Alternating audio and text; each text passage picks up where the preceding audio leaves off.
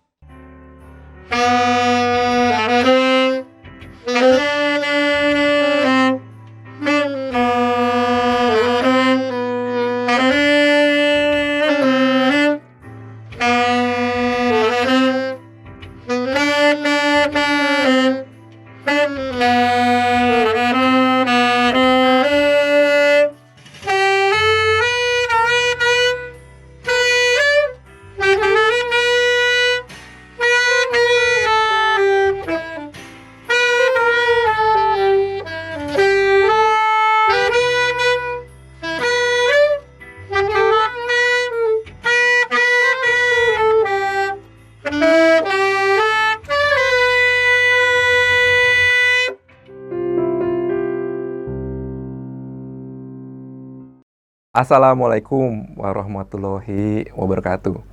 Kita ketemu lagi di acara Dr. Sabto's Corner. Tadi kita sudah sama-sama menyimak dua anak kita, Mas Arya dan Mas Abi, yang begitu handal memainkan alat musik saksofon. Tapi mungkin dari kita tidak banyak yang menyadari bahwa mereka adalah anak-anak yang diberi kesempurnaan yang berbeda. Kita menyebutnya anak-anak berkebutuhan khusus. Sebetulnya apa sih yang disebut dengan anak-anak berkebutuhan khusus? Kita singkat dengan ABK. ABK adalah suatu kondisi di mana si anak memiliki keterbatasan atau keluarbiasaan, baik fisik, mental, intelektual, sosial, maupun emosional, yang secara signifikan berpengaruh terhadap perkembangannya. Nah, salah satunya adalah yang kita kenal dengan autis. Autis sendiri itu apa? Autis sendiri itu adalah suatu kondisi di mana terjadinya gangguan perkembangan otak si anak yang mempengaruhi terhadap cara berkomunikasi dan berinteraksi terhadap sesamanya. Nah, keadaan ini juga berpengaruh terhadap perilaku maupun minat dari si anak. Nah, karena mereka ini berkebutuhan khusus, tentu ada cara-cara yang spesifik yang kita harus lakukan, terutama pada orang tua, sehingga bisa menggali semua potensi yang ada dan berkembang secara maksimal. Nah, untuk itu kita sekarang menghadirkan dua orang ibu yang luar biasa yang telah berhasil mendidik anak-anak mereka untuk berkembang sesuai dengan yang kita harapkan. Telah hadir sekarang Ibu Indah, ibunda dari Mas Arya, ya. Dan Ibu Dewi, ibunda dari Mas Abi. Terima kasih banyak loh, udah bisa datang.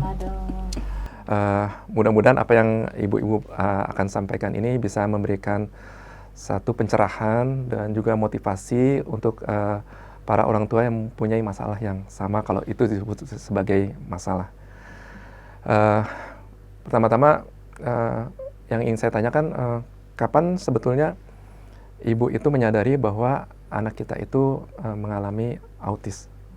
Ibu Indah bisa? Selamat pagi dong. Ya. Kalau Arya itu sebetulnya diagnosanya Sotos sindrom. Jadi dia ada sindrom yang ada kromosom yang nggak sempurna susunannya seperti itu. Jadi dia ada keterbelakangan, ada kekurangan seperti itu ya. Yang tapi sikap-sikapnya ada juga sebagian yang mengikuti ini autism juga gitu.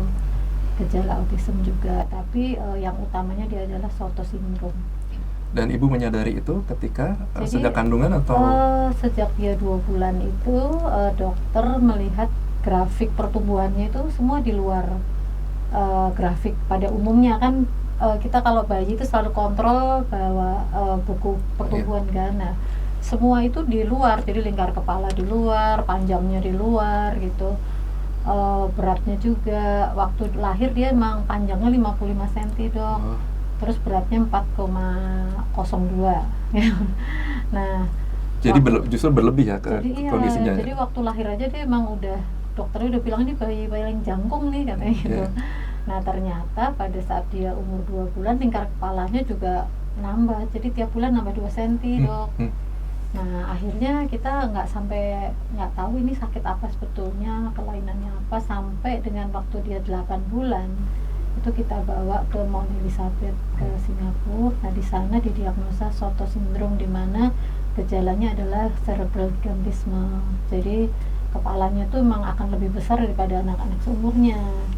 Nah sampai dia nanti menurut researchnya itu sampai dia umur 16 tahun nanti semua anak itu masih, kalau anak laki pada umumnya berkembang sampai 21 tahun, dia 16 tahun dia akan berhenti karena dia juga pertumbuhannya mendahului anak-anak seusianya.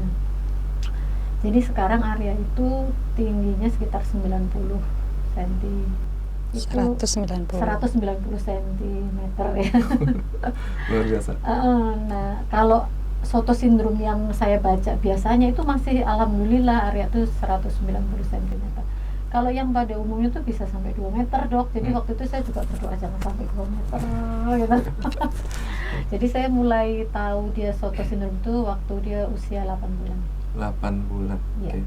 Tapi sebetulnya kita sudah menyadari itu dari usia 2 bulan sebetulnya. Jadi 2 bulan itu dokter udah melihat ininya lemah sekali. Waktu diangkat kepala gitu dia selalu kayak jatuh gitu. Jadi dulu tuh motoriknya lemah dok. Baik. Jadi dengan alhamdulillah sekarang dia kelihatan badannya proporsional antara kepala, lingkar kepala dan tinggi badan. Lalu motoriknya itu luar biasa, karunia Tuhan benar. Baik. Ya. Kalau Ibu Dewi sendiri kapan menyadari bahwa putra Ibu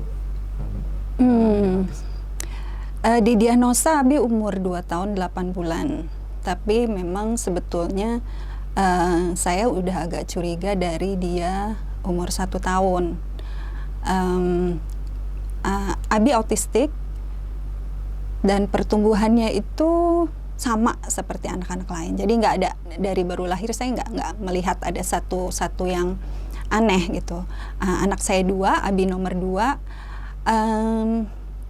yang malah saya lebih suka ke Abi karena Abi teratur sekali. Mungkin itu ya tanda-tandanya, tapi yang saya nggak sadar. Jadi dia dari bayi itu teratur banget, nggak ngompol, jadwal minum susunya juga teratur gitu. Dari bayi itu saya sudah bisa tato dia jam khusus untuk pipis gitu. Sampai dia umur 7 bulan pun ngikutin perkembangan normal ya. Jadi bilang belakang-belakangnya ada bubbling-bubblingnya. Nah masalah muncul setelah umur 10 bulan dia mulai jalan. Itu nggak bisa diem dok, hiperaktifnya luar biasa. Saya bingung kenapa ya.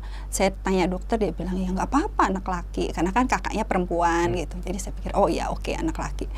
Nah umur setahun tuh mulai kelihatan kalau dia mulai asik terhadap sesuatu. Tipikal sih, cuman waktu itu saya nggak paham tentang autis. Jadi dia suka sesuatu yang berputar. Dia seperti tidak mendengar kita bicara. Dia yang mendahului untuk mau apa tuh dia yang tarik tangan, terus apa-apa diputer, suka lihat lampu, kipas angin, tipikal banget anak-anak autis. Nah, yang bikin saya benar-benar bingung itu waktu dia umur setahun, luka kakinya berdarah, saya lihat kok ada darah di rumah, ternyata kakinya luka dan dia nggak nangis. Terus kita makan di Kentucky, dia ketumpahan sup panas, itu kan panas banget ya. Dia tenang aja. Itu saya juga bingung, loh kenapa? Nah terus terakhir ketiga kali dia sakit, waktu itu kami di Pontianak dok. Dia sakit demam tinggi, jadi dokter bilang dia harus periksa darah. Nggak nangis dok, diambil darahnya. Itu udah buat saya udah 3 kali nih. Ada apa ini dengan anak saya? Nah setelah dia sembuh dari sakitnya, sempat dirawat, saya bilang saya mau konsul ke dokter anak. Dokter anaknya masih bilang nggak apa-apa, dia biasa, anak laki tuh gitu, motoriknya cepet, dia jalannya cepet kan, tumbuh giginya cepet kan, tenang aja gitu. Akhirnya ya udah saya tenang lah gitu. Sampai umur 2 tahun saya udah nggak sabar dok, karena dia seperti tuli ya, seperti nggak mendengar, kita ajak ngomong nggak bisa, tapi TV dari jauh pun dia langsung cari iklan-iklan tertentu gitu. Berarti dia dengar. Saya balik lagi ke dokter. Akhirnya, tapi saya nggak minta pendapat dokter lagi. Saya cuma bilang, dok, saya mau bawa anak saya ke Jakarta. Umur 2 tahun dok. Saya mau bawa anak saya ke Jakarta. Tapi saya nggak tahu mau bawa kemana. Secara fisik dia sehat. Yang masalah kan buat kami orang awam, cuman karena dia nggak ngomong, nggak ada kontak, itu kan sulit ya kalau saya ceritain. Sebenarnya lebih ke feeling kita sebagai orang tua gitu.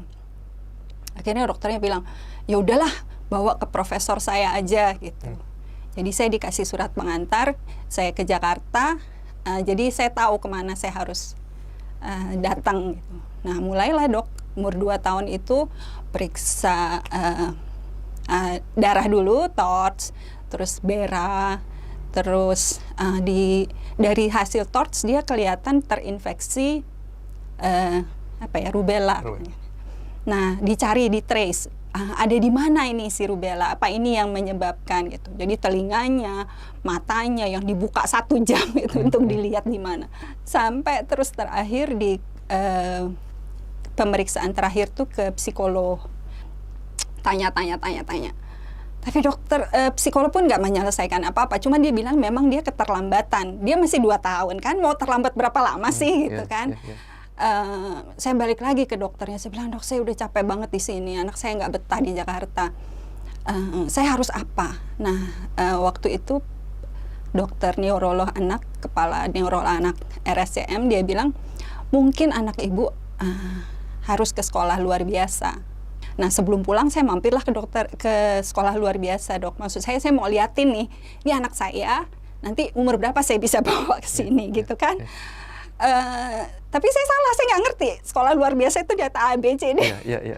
Saya bawa ke SLBA. Saya bawa. Itu adalah khusus untuk mata tunanetra. Saya bawa, terus dia bilang, bukan di sini bu. Saya nangis dong. Bayangin SLB aja nggak mau terima gitu kan. Saya bilang enggak, bukan di sini bu, katanya gitu. Ada SLB itu dia jelasin lah, tapi juga kayaknya bukan di sini. Secara fisik dia kan secara fisik ganteng, anak-anak autis kan mana ada yang jelek ya. Badannya bagus. Ya, betul. Terus saya harus kemana? Saya nangis kan dok.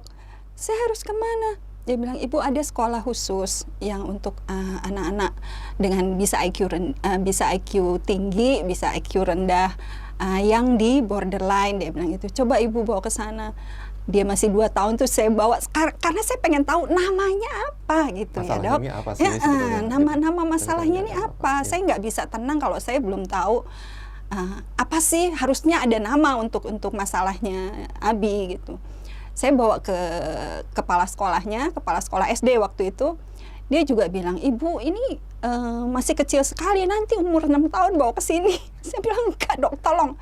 Pak, tolong. Bapak kan udah sering lihat anak-anak, coba lihat anak saya. Menurut Bapak kenapa? Saya bilang gitu kan. Soalnya saya udah ke dokter ini, belum ada jawaban. Nah, Abi itu asik main. Terus dia bilang, Bu, maaf ya, maaf banget, dia bilang. Bukan bagian saya untuk mendiagnosa, dia bilang. Tapi kalau dari pengamatan saya 1 jam lebih saya di sana, mungkin anak ibu ini otis, dia bilang gitu. Otis, oke. Jadi ada namanya gitu ya, Dok. Akhirnya ya. Akhirnya, tapi saya nggak tahu otis itu apa. Dia bilangnya otis lagi kan. Saya cari otis gitu. Ternyata adanya autis. Oh oke lah gitu kan, masih yang sambil jalan. Nah terus saya pulang ke Balikpapan. Saya waktu itu di Kalimantan. Tapi terus dengan tekad bahwa di Balikpapan udah nggak ada masa depan buat dia. Waktu itu ya Dok, waktu itu tahun 97, Abi 2 tahun. Jadi dokter di sana masih banyak yang belum paham. Sekolah pendidikan juga untuk dia nggak ada. Ya kita nekat kembali ke Jakarta. Sambil saya daftar di psikolog anak. Itu baru dapat jadwal 6 bulan, Dok. Saking penuhnya. Jadi solusinya adalah ketika kita mendapat masalah ini adalah kita ketemu dengan psikolog ya? Psikiater sih, Dok. Psikiater. Okay. Karena yang sekarang sih udah lebih terbuka ya. Sudah banyak yang tahu. Sekarang psikolog juga udah bisa. Dokter anak juga sudah bisa. Psikiater juga bisa. Tapi zaman itu Abi didiagnosanya oleh psikiater anak. Ya, jadi barusan kita sama-sama dengar bahwa 2 anak yang perjalanannya berbeda. Yang satu diawali dengan kita menyadari ketika usia 2 bulan ya Bu ya, dengan perkembangan fisik yang di luar dari anak-anak yang lainnya. Sedangkan dari Ibu Dewi fisiknya baik-baik saja, tapi ketika mulai berinteraksi baru kita tahu ada masalah ya Bu ya. Dan kalau yang Ibu Indah ini sampai harus keluar negeri untuk tahu ini apa sih masalahnya, Ibu Dewi sampai kemana-mana untuk hanya tahu namanya masalah anak saya ini apa gitu. Tapi sebetulnya saya juga gitu Dok. Jadi untuk mendapatkan yang 8 bulan itu selama area umur 2 bulan sampai 8 bulan tuh tiap bulan udah ke lab, ke dokter, ganti-ganti dokter Dok, sampai didiagnosa hidrosefalus. Ini anak ibu hidrosefalus ini, karena lingkar kepalanya gitu. Pas besar. Akhirnya saya hasil CT scan ada, saya bawa ke Profesor Patmo Sanjoyo yang bedah itu. Bedah saraf. Dia bilang enggak, ini dari foto ini dia enggak hidrosefalus. Ini dia nanti kidal katanya, karena yang kanan ini lebih dominan gitu. Saya tunggu sampai sekarang enggak kidal ternyata. Jadi itu perjalanannya sama, tiap bulan tuh nangis karena ini sakit apa ya, kok lemas, kok gini gitu. Itu sama ya, sebaya ya?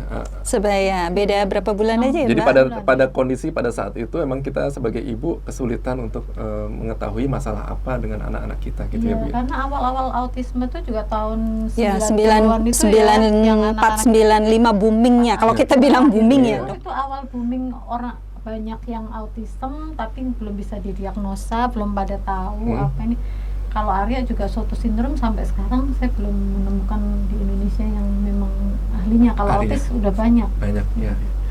Nah, terus waktu kita menyadari bahwa anak-anak kita agak berbeda dibandingkan dengan anak lain, apa yang Ibu rasakan saat itu? Kalau pertama kali ya ada perasaan sedih. Tapi kalau saya itu lebih sedih ke arah anaknya gitu. Jadi saya bukan yang sedih ke diri saya, malu atau apa tuh. Buat saya tuh nggak ada malu itu. Buat saya tuh yang saya pikirkan justru anak ini gimana ya nasibnya gitu. Jadi yang itu tuh malah ini mau nangis loh. Jadi yang itu tuh ya ini nanti dia gimana ya, kok sampai akhirnya saya berhenti kerja waktu Arya umur 5 tahun. Ibu memutuskan untuk fokus dengan jadi waktu itu saya kerja di suatu bank swasta nasional lah yang itu saya ya udah lumayan lah jadi kepala cabang dari beberapa cabang, individual banking head itulah.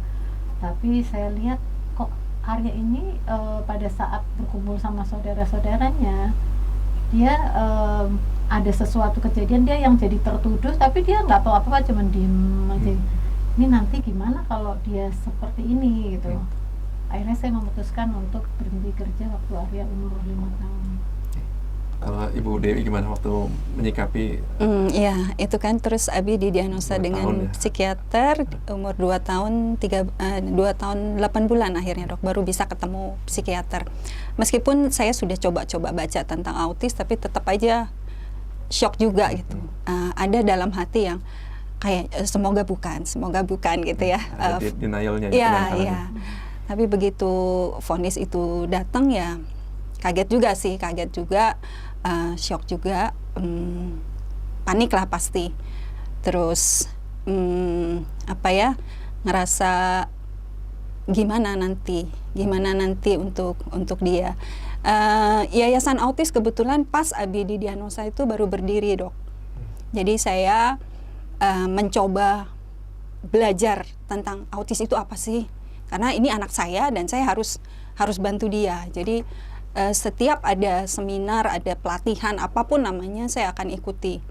Meskipun pulang dari sana saya muntah-muntah, migrain, Sakit, stres ya. stres, terus ya itu marah sama diri sendiri, entah marah sama siapa gitu. Itu sih dok, anger ya, denial. Saya rasa itu suatu yang wajar ya. Tapi saya akan lebih bangga lagi terhadap ibu ini karena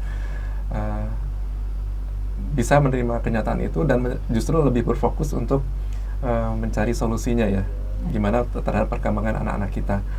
Kalau Ibu Indah sampai harus berhenti dari kerja, dan Ibu Dewi tadi kita dengar mau kayaknya Ibu juga belajar untuk cari tahu sebanyak-banyaknya, info sebanyak-banyaknya agar kita bisa mendidik anak kita dengan sebaik-baiknya gitu. Tadi kalau Ibu Dewi ke suatu lembaga tadi ya, Yayasan Autis. Yayasan Autis. Kalau Ibu apakah ada kemudian berkonsultasi juga dengan seorang ahli dalam mendidik anak? Ya, kalau khusus untuk sindrom yang ini Arya Sotos itu di sini masih langka sekali dok. Jadi paling saya cari di internet, terus waktu itu ternyata di Kanada itu sudah ada asosiasinya yang dia menerbitkan buku mengenai cara menghandle anak sotos dengan situasi yang ada di keluarga lah. Jadi keluarganya juga harus support seperti itu. Ibu sendiri yang cari tahu atau ada orang lain yang saya tahu? Cari sendiri. Terus ternyata kita dengan kirim uang berapa $, sesuai harga buku itu dia kirim ke kita. Jadi di situ kita tahu mukanya tuh hampir sama semua tuh. Kalau sotos itu bentuknya lonjong gini, terus dia itu di langit-langitnya itu selalu tinggi gitu, terus kepalanya lebar, badannya tinggi semua gitu. Terus ada yang memang motoriknya agak parah, tapi kalau Arya ini alhamdulillah motoriknya bisa dilatih sampai akhirnya seperti sekarang. Terus juga secara mentalnya, perkembangan mental ada yang mulai dari yang parah sampai yang bisa berkembang gitu. Itu seperti itu. Kalau itu informasinya masih susah sekali, jadi cuman itu, dan langsung ini aja saya ngikutin orang, kalau anaknya ini terapi, jadi akhirnya saya ikutin terapi bicara, terapi okupansi terapi. Terus yang waktu itu lidahnya dia langit-langitnya kan tinggi, itu menyulitkan dia untuk bicara kan, artikulasi atau apa. Nah itu makanya kenapa saya ikutin les vokal mulai kecil, itu untuk memperjelas dia bicara. Kita ada ahli speech therapy, apakah itu juga termasuk yang dilibatkan dalam membuat cara berbicaranya menjadi lebih baik? Iya, pasti itu. Speech therapy itu penting ya Mbak ya. Speech pathology. Ada ya? Ada. Di sini banyak sih dok. Baik, kalau untuk speech therapy banyak ya. Oke. Lalu kan ini saya kebetulan main ke tempatnya Pak Hari, lihat mau les vokal sih ceritanya gitu, mengembangkan otak kanan kiri kita supaya seimbang gitu. Nah terus ngelihat putra-putra ibu main, saya bilang ini luar biasa, saya aja mungkin nggak bisa kayak gitu ya. Nah yang saya juga nggak bisa dong. Saya juga. Nah yang jadi pertanyaan adalah kenapa musik itu menjadi pilihan untuk mengembangkan diri? Melukis juga bisa sebetulnya, atau karya atau kegiatan-kegiatan yang lain juga bisa, tapi kenapa kemudian musik yang dijadikan pilihan sebagai alat pengembangan diri? Kalau saya sih ini Dok, jadi tadi yang dari pertama kali gini, waktu dia kecil saya sering puterin lagu di mobil. Nah pada saat diputer lagu itu dia selalu terus diem, kan dia juga aktif juga, hiperaktif juga ya. Terus dia diem gitu, ternyata dia tuh mendengarkan nadanya itu Dok. Terus dia bisa mengikuti nadanya itu tanpa fals, nggak fals, dia nggak pernah fals. Meskipun dia belum bisa bicara ngikutin kata-katanya, tapi nadanya udah pas gitu. Terus di situ saya pikir oh dia mungkin di musik ini ya. Jadi emang kita sebagai orang tua itu nggak bisa bergantung dengan psikolog aja Dok. Jadi sehari-hari emang itu pengamatan dari kita. Oh dia suka musik, kalau gitu kita coba musik gitu. Jadi akhirnya saya cobakan les vokal untuk menambah itu kemampuan dia untuk berbicara. Terus untuk ini tangannya, dia piano saya coba kayaknya nggak bisa. Jadi saya coba ke keyboard gitu. Jadi dia keyboard dan vokal tuh mulai kecil. Umur berapa tuh dia mulai dilatih? Kalau mulai les itu dia umur 5 tahun. 5 tahun. Itu udah mulai les vokal itu. Kalau ibu kenapa musik dipilih sebagai? Abi dari kecil tuh pakai lagu untuk ekspresiin dirinya. Dia nggak bisa bicara, tapi dia itu juga aneh sih menurut saya, karena umur 3 tahunan, 3-4 tahun itu kan dia sama sekali nggak ngomong Dok. Jadi untuk satu kata aja sulit sekali. Tapi ya kan saya belajar juga, katanya ngomong aja terus, ajak aja ngomong terus gitu. Jadi kayak radio rusak aja kita ngajak ngomong dia terus gitu. Nah terus dia juga seneng lagu anak-anak, dia suka. Jadi sambil makan tuh pasti setel lagu gitu. Karena Abi tuh memang autistiknya itu yang moderat. Kalau autis di range spektrum, dia di moderat. Jadi ada severe, moderat, dan high function ya Dok. Nah, Abi di moderat. Jadi dulu saya pikir dia nggak akan bisa ngomong gitu. Dia mencoba berkomunikasi lewat irama-irama lagu. Jadi dulu ada terapis, saya cari terapis untuk datang ke rumah bantu dia. Tapi dia kan nggak mau. Dia ambilin tasnya terapis, dikasih, terus dia tarik ke pintu sambil senandung lagu Gelang Si Patu Gelang. Nah itu saya kaget setengah mati. Itu juga salah satu titik balik saya yang saya bersyukur sekali sama Tuhan dengar momen itu. Jadi saya tahu bahwa otak anak saya ini nggak jelek gitu. Dari mana dia tahu lagu Si Patu Gelang itu untuk pulang, padahal dia belum sekolah. Saya pikir dia belum bicara, kenapa dia tahu artinya gitu. Tapi saat itu kita pakai momen itu untuk mengapresiasi dia.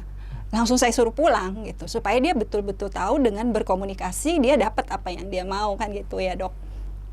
Jadi saya langsung suruh pulang, saya minta maaf, saya bilang dia baru kali ini kayak gitu. Nah dia tuh akhirnya selalu kayak gitu Dok. Berusaha pakai kata-kata lagu untuk bilang apa yang dia mau. Meskipun dia belum bisa ngomong, tapi cuma senandungnya aja. Ya sejak itu karena dia suka lagu, saya mulai masukkan irama. Jadi setiap pagi itu kita senam bersama gitu, senam bersama ngikutin irama lagu kan. Berkembang lagi, terus dia suka dia itu penyuka musik dan IT game. Jadi game itu dari kecil Dok. Nah dia mulai suka PlayStation yang ada Dance Revolution kalau di SS Sega itu. Dia suka banget. Nah itu kita suka main bareng. Jadi dari situ saya tahu kalau dia ketukannya bagus karena selalu bagus skornya, nilainya bagus. Nah mulai saya dengerin lagu-lagu di rumah, kita joget-joget gitu. Pokoknya senam-senaman ngikutin irama. Terus pas dia TKA, Abi kan yang sulit sekali berkomunikasi dan dia agak sensitif terhadap gimana orang menerima dia gitu. Jadi saya coba membuat dia nyaman dengan guru itu ke rumah gitu. Salah satu guru ke rumah.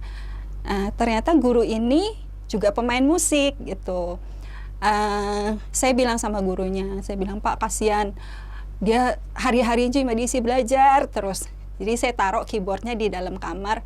Bapak kan bisa main musik, Bapak aja main, dia tuh seneng kok ini nari-nari, ngikutin irama, saya bilang gitu. Oh iya ya Bu, boleh. Jadi dari 1 jam belajar, 15 menit terakhir gurunya main, dia dengerin apa dia joget-joget itu, saya biarin aja. Ternyata terus gurunya keluar, dia bilang, Bu, Abi yang main, dia bilang gitu. Masa? Saya bilang, iya, dia bisa main bikin jingle teh botol sostro katanya. Jadi gurunya bilang, dia pasti bisa main musik, Bu. Saya bilang, alah Bapak aja, ya udah Bapak aja ngajarin, saya nggak percaya gitu. Ternyata iya, akhirnya dari 1 jam yang harusnya belajar 15 menit main musik, jadi 15 menit belajar. Selebihnya mau musik ini yang lebih banyak. Ya itu mulai dieksplor sama gurunya. Setelah dia bisa nyanyi 1 lagu, saya baru, beneran dia bisa. Ya itu sih. Jadi itu salah satu solusi ya, kita gimana cara mengembangkannya dengan kita memang benar-benar harus aware harus terhadap ada anak kita, benar-benar memperhatikan sampai kita tahu kelebihan dari anak kita tuh apa, dan kita terus kembangkan.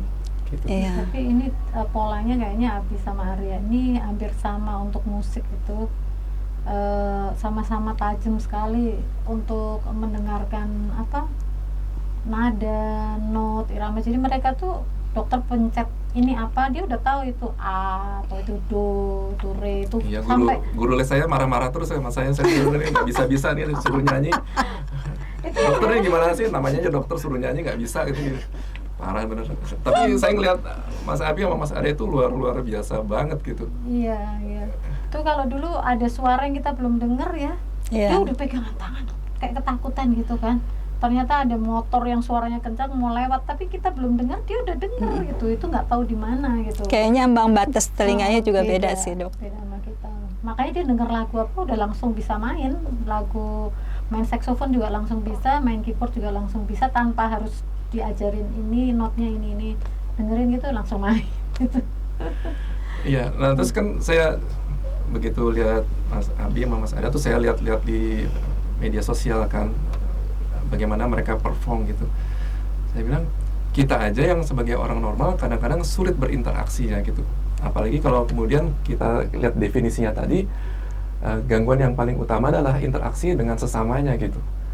Ini mereka bisa berinteraksi dalam satu grup band gitu, bisa memainkan harmoni dengan sama-sama baiknya, itu pasti luar biasa ya gitu ya. Kalau itu kira-kira apa yang membuat mereka bisa kemudian gangguan interaksi itu menjadi bukan lagi suatu masalah buat mereka? Sepertinya pakai bahasa hati ya. Bahasa kalbu. Ya, frekuensi kemampuan bermusiknya tuh hampir sama, Dok, frekuensinya. Jadi tingkat kemampuan bermusiknya tuh hampir sama Arya sama Abi itu. Makanya mereka sebetulnya mulai SD Arya sama Abi itu udah berpasangan. Abi main keyboard, Arya nyanyi. Itu kita tadinya nggak menyadari, gurunya yang ini minta Abi sama Arya suruh tampil di acara sekolahnya besar sekali, ada TK sampai SMA, SMK, jadi lumayan banyak. Pada saat tampil pertama kali itu sudah terjadi ini ya Mbak ya, sambutannya bagus banget. Sampai kita yang ini tuh yang tangan dingin, berkeringat dingin, aduh anak dua ini mau tampil di mana gitu. Ternyata nggak menyangka, saya masih ada videonya waktu mereka tampil pertama kali itu, luar biasa, Dok. Kita sendiri sampai nangis bombay. Terus sampai saya ikut-ikutan jadi backing supaya suara, padahal sebetulnya malah bikin jelek. Udah lepasin aja nanti saya. Itu sambutannya akhirnya tiap tahun itu mereka berdua selalu langganan untuk tampil di panggung itu. Itu yang membuat Ari sama Abi tuh punya kemampuan untuk tampil di panggung dari sekolah yang waktu dia masih SD. Nah sekarang kan jadi orang viewers ini akan jadi pengen tahu, kan ibu telah berhasil gitu kan. Nah jadi sebetulnya apa sih yang paling utama yang dibutuhkan oleh sebuah orang tua supaya kita berhasil dalam mendidik anak-anak kita, terutama yang berkebutuhan khusus ini? Kalau saya sebetulnya nggak sehebat Bu Dewi. Bu Dewi ini hebat sekali. Maksudnya sampai teori ilmunya semua, punya sekolah terapi juga. Kalau saya ini hanya mengikuti intuisi seorang ibu aja sih, Dok. Jadi saya sayang sama anak ini gitu. Saya ikhlas. Saya cuman melihat kelebihannya apa. Saya nggak mempermasalahkan kekurangannya. Tapi saya tuh orangnya bisa gini, kalau ada orang yang kayak waktu kecil tuh kan kayak sering dihina banget gitu ya. Kalau jalan gitu kelihatan kepalanya gede banget, semua pada pasti Arya tuh kalau saya dorong Jadi pakai pusat kereta, perhatian ya? orang tuh langsung nengok. Jadi saya tahu, aduh, ya orang lagi ngeliatin anakku gitu. Tapi kalau udah ada yang kayak mau itu, saya selalu datengin, Dok. Jadi saya orang yang agak gimana ya, di sekolah juga kalau ada yang kayak gimana saya datengin. Jadi saya, karena saya nggak mau anak ini jadi rendah diri gitu. Jadi yang saya ini dia harus punya percaya diri dan dia harus merasa disayang. Itu yang saya itu cuma itu. Alhamdulillah dengan situasi yang seperti itu dia menjadi anak yang bisa berkembang, Dok. Jadi kita lihat kelebihannya, jangan fokus sama kekurangan. Kalau Iya. Ibu Dewi, apa yang sebetulnya dibutuhkan oleh seorang tua dalam konteks mendidik anak berkebutuhan khusus? Pertama sih yang dokter bilang tadi ya, penerimaan ya. Marah boleh, denial boleh, tapi akhirnya harus menerima. Karena kalau nggak bisa menerima anak, nggak akan bisa ngebantu anak kita. Siapa lagi yang ngebantu kan? Terapis bisa ada full time gitu. Apa namanya? Sekolah bisa ditaruh di sana. Malah sekarang kan banyak asrama juga. Tapi menurut saya nggak akan bisa menggantikan peran orang tua, karena anak-anak ini, menurut saya ya, Dok, anak-anak ini sangat sensitif. Dia tahu kok. Kita pikir dia nggak paham, kita pikir dia nggak ngerti gitu. Tapi justru mereka sangat dalam berpikir gitu. Jadi kalau nggak ada orang tua di sampingnya, momen-momen khusus. Jadi dalam perkembangannya itu ada momen-momen khusus. Kapan dia tertarik untuk membaca, kapan dia tertarik untuk berinteraksi. Nah, kalau momen itu lepas kesempatan itu gitu.